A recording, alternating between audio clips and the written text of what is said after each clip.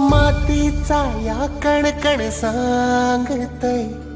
मावळ्याच्या मना मंदिरातय आमच्या या जीवाची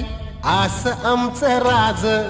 आभाळाला भिडला ह्यो झेंडा बघा आज आम्हावरी कृपा करी राजांचा ध्यास लागतय